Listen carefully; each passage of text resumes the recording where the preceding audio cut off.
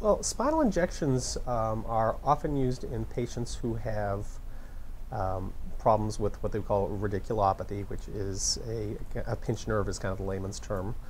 Usually it comes from disc degeneration or disc herniation, and the the theory behind it is what we're doing for the injection is we're injecting some cortisone with something like Novocaine. The cortisone is a very powerful anti-inflammatory. Well, when a disc protrudes or herniates, all the tissues that also line the spinal canal and surround the nerves get inflamed, and then that makes things even tighter. Well, oftentimes if you can get some of that inflammation down, you get yourself enough wiggle room that takes the pressure off the nerves. So an acute disc herniation, especially if it's of a kind of a small to moderate size, oftentimes will respond quite nicely to an epidural steroid injection.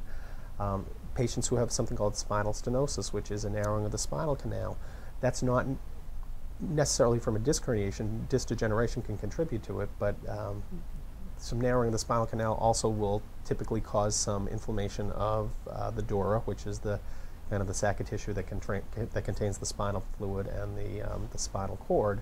So the theory behind it is taking inflammation down oftentimes will alleviate some of the pressure on the nerves, and therefore your symptoms resolve.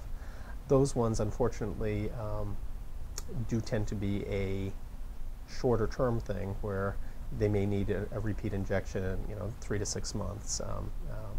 But there are other options as well with physical therapy, and depending on the degree of stenosis, sometimes that's all you need to do. Sometimes they do need surgery to decompress the area more permanently. But for a lot of elderly people as well, who aren't really surgical candidates, that's really an excellent treatment option for a lot of them.